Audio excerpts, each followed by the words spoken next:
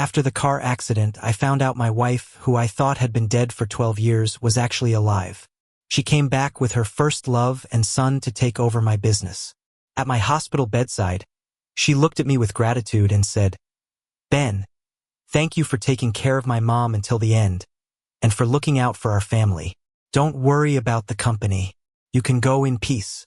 Then she pulled out my oxygen tube with ease. In that dying moment, I realized I was just Tina's chosen caregiver for her mentally ill mother, so she could be carefree with her first love. When I opened my eyes again, I was back to the night Tina proposed to me. There I was, under the spotlight, watching Tina in her white dress, holding a ring. "Ben, will you marry me?" The scene was exactly like before. Back then, it was all happiness and sweetness for me, but now it just made my stomach turn. In the past life, on that day, I had said yes to Tina. She was so happy she cried, hugging me tight as if I was her whole world. She choked up and said, "Ben, you're my savior." Back then, I thought she was on the brink of collapse, tortured by her mentally ill mom, and I was her beacon of light, saving her. Even after Tina's death in a car accident 6 months into our marriage, with her body lost to the sea, I took on everything. I cared for her mom, raised the child her brother left behind, and shouldered her family's billion-dollar debt. For 12 years, I buried her mom, raised my nephew into adulthood, and built a thriving company. Life was finally getting good. And then, bam, I got hit by a car. In the ER, right after I was given the critical notice, I saw Tina. I thought I was already dead. Seeing her face, tears spilled before I could stop them. Tina looked at me with a heavy sigh, taking my hand with a mix of gratitude and guilt. "Ben, thank you for all you've done over the years. After my brother and sister-in-law died, the mess left behind was impossible to deal with. Without you, Eric and I couldn't have been together happily." Then came a suave man with a 10-year-old kid, standing next to Tina. He said in a soft voice, "Thanks, big brother. It was my idea back then. Blame only me after you die, not Tina." Tina gently scolded him. "What are you saying? We're in this together. If there's blame, it's mine to bear." It hit me like a hammer to the head, leaving me reeling. But I was covered in tubes and couldn't speak, only glaring at them with all I had. She leaned in heavily. "Don't worry. I know what you've done. Thank you for taking care of my mom and raising my nephew. I'll always remember your kindness." While saying that, she pulled out my oxygen tube, saying with a pained voice, "Ben, you're suffering too much. Go in peace. I'll take care of the company." In those dying moments, I finally figured it out. I was just a carefully prepared caregiver, bearing all responsibilities that should have been Tina's. She faked her death, and for 12 years lived blissfully with her first love. After my death, they'd inherit my company, all the money and power, everything perfect for them, while I was just a pile of dirt. Why? The strong unwillingness wouldn't let me rest. Luckily, the heavens were merciful. I got a second chance. Looking at the refined and loving Tina before me, I restrained the urge to slap her, scanning my surroundings. Very clearly, Tina's nasty scheme was planned with her so-called beloved. Now, in the midst of the cheering crowd, I spotted the man who made me die with regrets. In his white suit and short black hair, he was even more charming and graceful than he was 12 years later in the past life. Proof of how much Tina favored him. And what about me? In the first year after Tina's fake death, the company went bankrupt with debts soaring to billions. Tina's mother's condition worsened. When I suggested sending her to a mental hospital, Tina's relatives beat and cursed me. They were against it, leaving me to care for her daily. My nephew was just 4 or 5, a handful. Those years, I aged rapidly, enduring stabbings and burns from Tina's mother, leaving scars all over. Every day I fled from debtors, living in fear. Out of choice, I started a company, pleading with creditors for more time. To secure a deal, I often drank myself into gastric bleeding, constantly on the road, begging for help. After 10 years, the company thrived, and I paid off Tina's debts. But by then, my stomach was wrecked from drinking. I was skin and bones, covered in scars, and my hands were marked with frostbite from washing dishes to feed Tina's family. And Eric? still as handsome as ever, clearly well cared for. I couldn't help but walk toward Eric, curious about how one man could so cruelly play with another's life. As I approached, his face changed slightly, glancing behind me.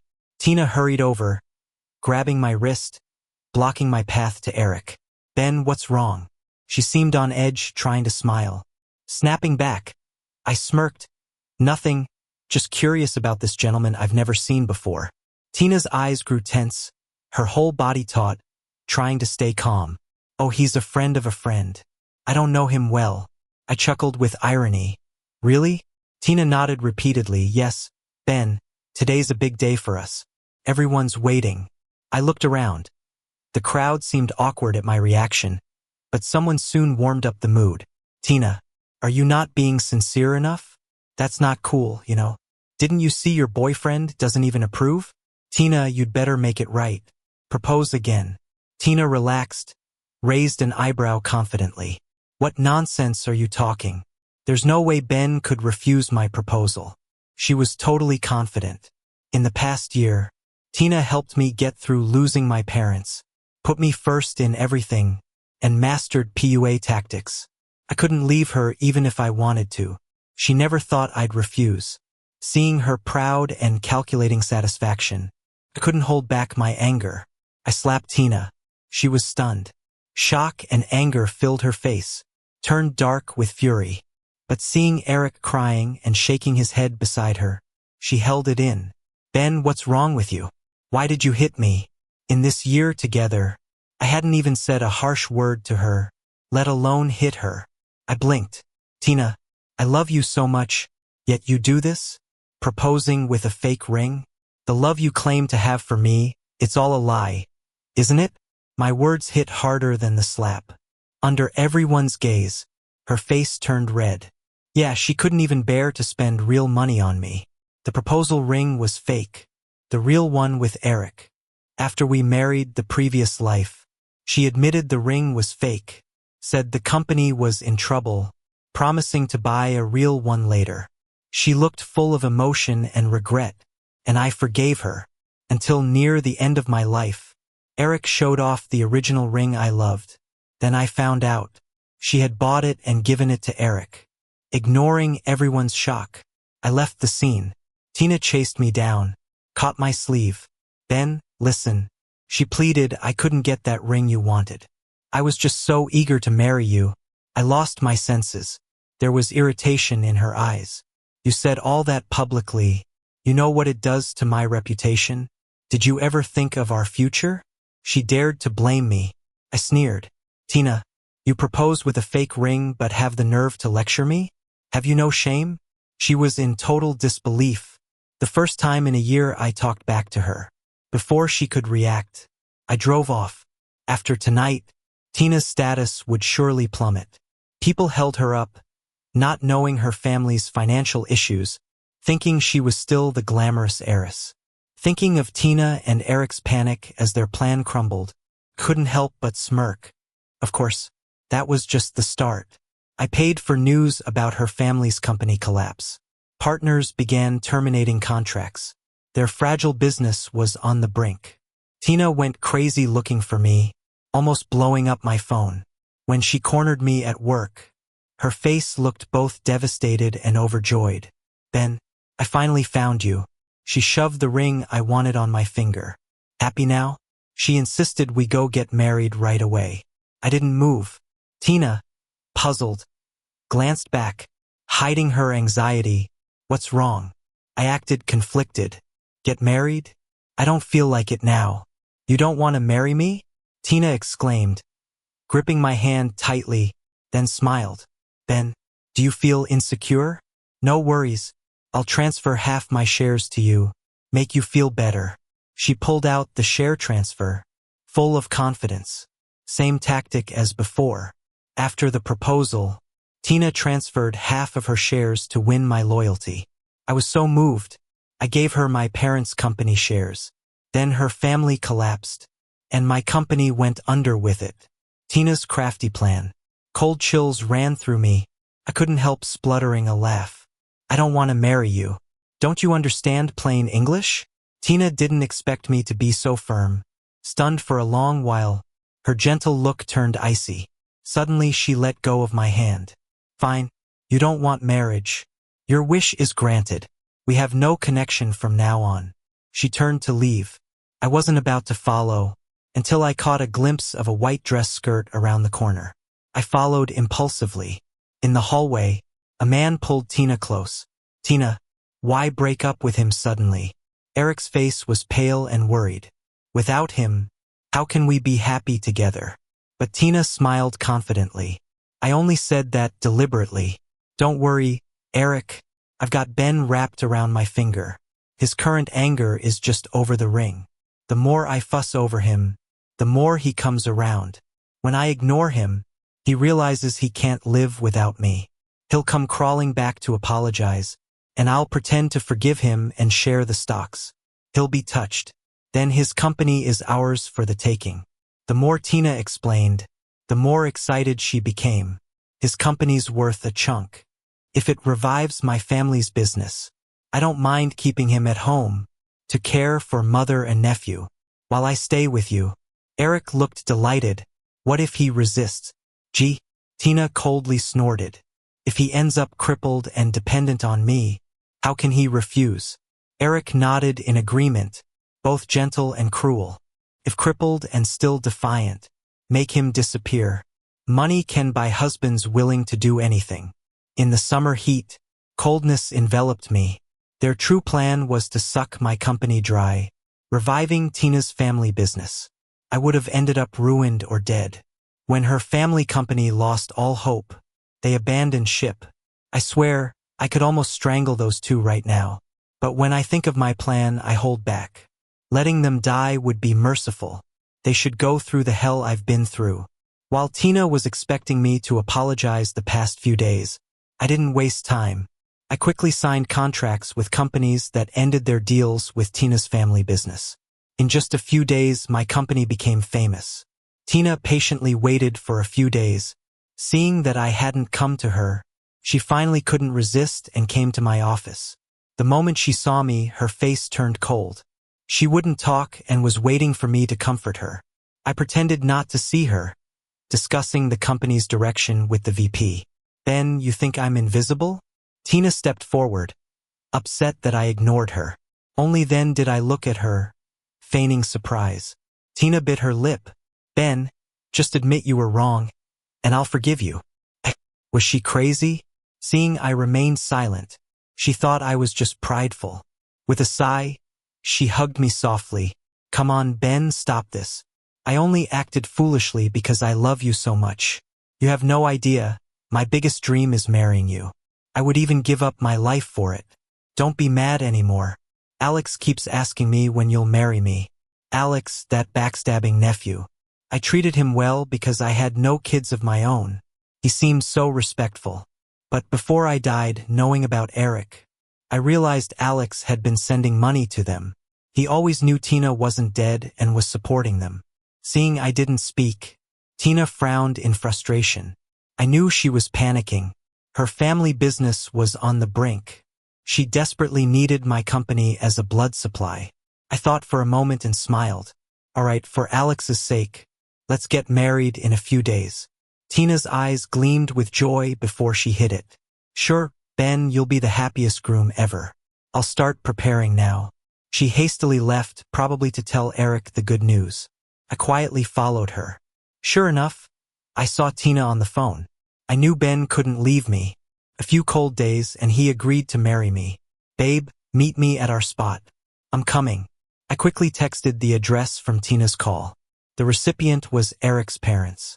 These days, I didn't just focus on the company. I also found Eric's parents. I gave them some money to get them to arrange a marriage between Eric and Tina. Eric's family wasn't wealthy. When they heard their son was dating a company president, and someone paid them to set up a marriage, they couldn't stop smiling and promised to make it happen. The same night I sent the message, they caught Eric and Tina in bed in his house. Then they went full dramatic, threatening them into marriage. I'm telling you, I filmed everything. If you don't marry my son, I'll post it online. Let's see if your family business can handle the scandal. When I arrived, Eric's parents were on the floor acting out. Tina looked pale and helpless. Eric was ghostly white, and when he saw me, he screamed, "Ben." Tina panicked and rushed to me. "Ben, it's not what it looks like. Let me explain." I slapped Tina, pretending agony. "Tina, we were about to get married. How could you do this to me?" Tina reeled from the slap, but Eric quickly kneeled before me. "Ben, it's my fault. I love Tina so much. Knowing you were getting married made me desperate. I tricked Tina and drugged her to sleep with me. Please forgive Tina. It's all on me." Wow. Eric could play the victim well, shifting all blame to himself just to make me marry Tina, so they could be together forever. I turned to them. "Is that so?" Tina gritted her teeth and looked at me sincerely. "Yes, he drugged me. I wasn't aware, Ben. I only love you." "Oh, I get it," I said, looking at Eric's parents, frowning. "But they filmed everything. If you don't marry Eric, they won't let it go. They'll post the video, and your family business can't take another hit." Tina went pale. "But I won't marry Eric. I only want you." Such words would convince anyone that Tina loved me deeply. And that's exactly what she thought, eyeing me expectantly. I acted moved. "Tina, I understand. But for the company's sake, you'll need to marry Eric for now as a stalling tactic. Your family business can't handle bad press right now. Once this blows over, divorce Eric. Then we can wed." I coaxed gently. Tina hesitated but was about to agree. Eric whined, "No, we can't marry." His eyes filled with fear, probably thinking of Tina's crazy mom. My investigations revealed that Eric had met Tina's mom once, when she lost it with a knife and nearly stabbed him. Although unharmed, her insanity terrified him. "No," he sighed, and his parents suddenly grabbed him. "Shut up. You slept together. Marry her. You want to shame us? I'm telling you now, you will get the license at dawn, or I'll post the video online." Eric looked defeated. Tina caved in under the pressure, nodding, "Fine, I'll marry. Ben, I still love you most. After everything's settled, I'll marry you." I nodded happily. Tina was completely relieved. She was confident I wouldn't give her up. With Eric's parents threatening, she couldn't think deeply about it either. The next morning, Tina and Eric legally wed. Eric, feeling guilty, told me, "Ben, it's my fault. I'll go home for a while, staying away from Tina. Don't worry." I let out a small laugh, thinking there's no way to avoid her mom. How could that be possible? Eric gave me a confused smile, but he quickly understood. A car pulled up in front of him, and as soon as the door opened, a whole bunch of people rushed out. Leading them was Tina's mom. She immediately linked arms with Eric. Her relatives from her side weren't far behind. "Tina, since you're getting married, you're all grown up now. You both need to take good care of my sister." Tina's mom gave a gentle smile, seeming harmless, but Eric was already shaking. This time, I didn't just stand by. I walked over and coldly told Tina, "Do you really think this wedding will go on as planned? You're dreaming." Tina looked shocked, caught off guard by the unexpected turn. "Tina," I continued, "I'm not stupid. Remember our promises? I was genuine. But now," I paused and stared her down, "I demand respect. I won't settle for this kind of marriage. So it's over." Tina angrily pulled out a letter from behind me, her eyes focused with determination. "Ben, from today you owe me every bit of it and you can't escape." "We'll see," I quietly but firmly replied. "There's always a way. I'm not afraid to face anything anymore. After all, life demands resilience and wisdom." Not only Eric but even I was a bit scared seeing Tina's mom. Tina's mom had her moments where her mental illness would flare unpredictably. Most days, she was gentle and agreeable, smiling and handling chores, but you never knew when she'd switch. One moment she's smiling, the next she's grabbing a knife at you. Or she'd be sweeping the floor, and suddenly throw the broom at you. She seemed delicate, but when those moments came, she was crazy strong, like a sword hanging over your head that could drop at any time. I mean, how could Eric not enjoy that kind of stress? "Eric, enjoy your life," I told him. He paused, emotions shifting on his pale face, confusion, uncertainty, and fear. When he glanced back at me, terror showed as he struggled. I was puzzled, but Tina still smiled naively. "Ben, wait until I marry you." I scoffed. Idiot. Tina was clueless, and I just ignored her, discussing investments with friends about a special needs school. When I was 15, my parents took me to visit a special education school. Seeing those unique kids, I was deeply moved by their diligence despite life's challenges. Later, my parents asked about my dream, and I said I wanted to provide jobs for them. I'd heard it was tough for those with disabilities to find good work. In the past, after my parents passed away, I isolated myself and left the company in professional hands.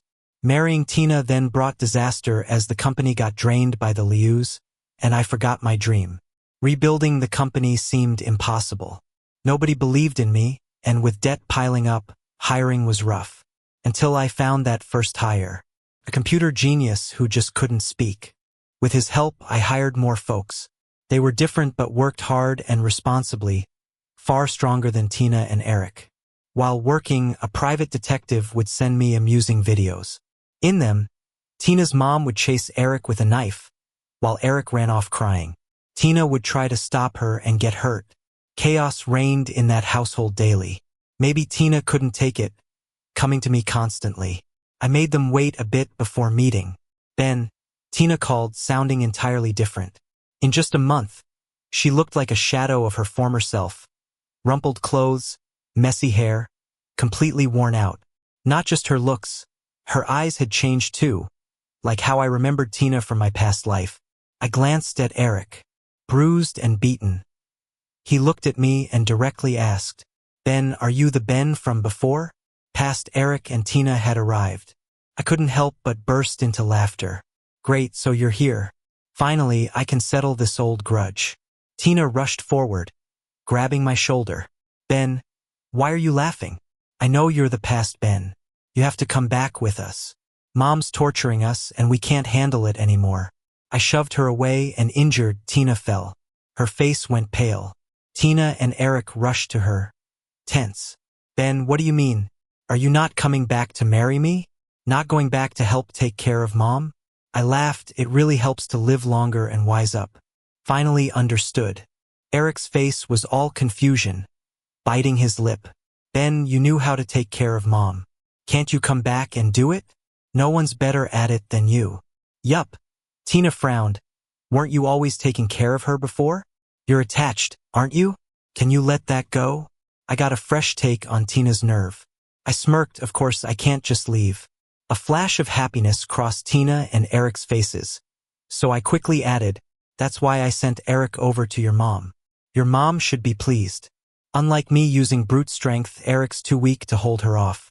Most times, he'd just hide in a room, making her happier. Whenever she went crazy, taking a knife to the door, Eric's screams filled the air. Eric turned pale, as Tina's eyes burned with anger. "Ben, you're heartless, plotting against us like that. How can you be so cruel?" I stepped up and slapped her. The resentment from past lives hit me all at once, and my gaze sharpened. "Tina, how dare you talk to me about a conscience? In my past life, you tricked me into marriage, left me with debts over $1 billion, a crazy mom, and a nephew all dumped on me. While you lived freely with Eric, you made me responsible for your life. You both were truly cruel. If it weren't for their scheming, I wouldn't have ended up so miserable." Tina was startled by my sharp words. She stammered, "Wasn't it just taking care of a mother and nephew for a few years? Is it worth getting this angry?" I laughed, an angry laugh. If they could do such heartless things, they obviously didn't care about my questions. Luckily, I expected them to have no conscience, so I calmed down, smirked, and said, "Yes, just a few years. Since you think it's easy, you go take care of it now. By the way, don't try tricking another innocent girl into being your nanny this time. I'll be watching you. And don't think about running away. No matter where you go, I'll find you and tell your mother's family where you are." Each time I spoke, their faces turned paler. Tina's mother's family isn't something to mess with. Once they find them, they'll rip them apart. These words rattled them. Tina and Eric charged at me, yelling, You took care of us so long in the past life. Even a stone should have feelings. How can you just walk away? Your mom gave birth to you and raised you, yet you don't want to care for her. Aren't you the heartless one? I wasn't afraid at all. Suddenly, a 4 or 5-year-old boy hugged my leg, eyes red. Uncle, I want to be with you. I can't bear to be apart from you. Oh, almost forgot this little brat. He came back too. Uncle, I'm Alex. Alex cried. I just want to be with you. Forever and always. I slowly pried his fingers off. Oh, Alex, I remember you kept transferring money to someone named Eric. When I asked, you said it was your girlfriend. I thought, you're grown up, so it's normal to date, and left it at that. It wasn't until right before I died that I realized you always knew they were alive. You helped them scheme against me, didn't you? By the end, Alex was pale and kneeling. I once treated you as my own child, but forgot. You weren't really my child. In this life, take care of yourself. As I turned to leave, Alex tugged at my clothes, carefully and full of hope, asking if he could have another chance. I said each word clearly. In your dreams. Alex sat on the ground, hopeless. Eric and Tina didn't want me to leave. As they reached for me, someone kicked them away. I turned around, eyes widening in surprise, meeting a gentle and bright gaze. Sorry, Ben. This just came in for an interview. I couldn't stop them. No problem, I smiled. Just someone I know. The usually strict and quiet girl blushed slightly, making a gesture that meant long time no see. In the past life, when Linda came to interview at my company, she had an elite school background. I was astonished and didn't understand why she applied here. She pointed to her throat, then typed 2 words. Can't talk. I gestured that it was okay, and that I understood sign language. After leaving a special school, I learned sign language. I could both use and understand it. Her eyes brightened, and we chatted in sign language. I learned she was struggling to find a job and hoped to work at my company. I needed people then. Even though the company was small, I hired her. Over time, I discovered that her job search wasn't tough after all. Despite her inability to speak, she was brilliant, a genius, in fact, with many offers. She chose my company because my parents had once funded her education. We crossed paths in a special school, but I didn't remember. Eventually, we grew the company together, hiring many employees. With our collaboration, the company flourished. Before I died in the past life, I worried Tina would take over the company and drive Linda and the staff away. They already had it hard. Oddly enough, when Tina and Eric saw Linda, they ran off with their tails between their legs. I was puzzled at first. Then Alex, leaving, muttered, "Uncle, be careful. She's a lunatic who drove us both to destruction." I froze, then was tightly hugged by someone with a cool touch. Linda silently cried, looking at me, lost and sad. All those shared past moments, the unspoken love seemed ready to overflow. I held her back firmly. This time, Linda was still a sophomore with some time before graduation. But, thanks to her past life's experience, I felt comfortable leaving the company with her.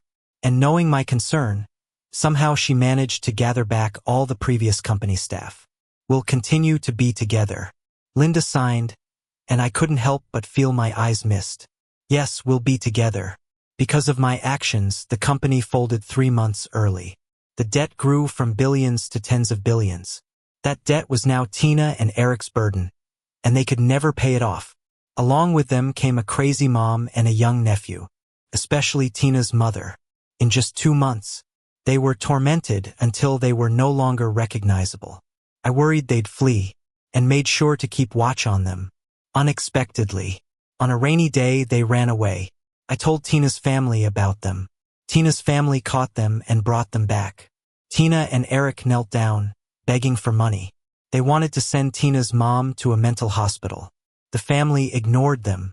I vaguely remember that Tina's dad used some shady means to marry Tina's mom back in the day. Tina's mom's family held a grudge, swearing they'd torment them to death. This escape attempt really pushed Tina's mom over the edge. Tina's mom had an episode and broke Eric's leg. Now, Tina, who was already barely holding it together, had to care for a disabled person. She came to me, frantic. Ben, I know I was wrong. In my past life, I was wrong. I shouldn't have left you. I've changed in this life.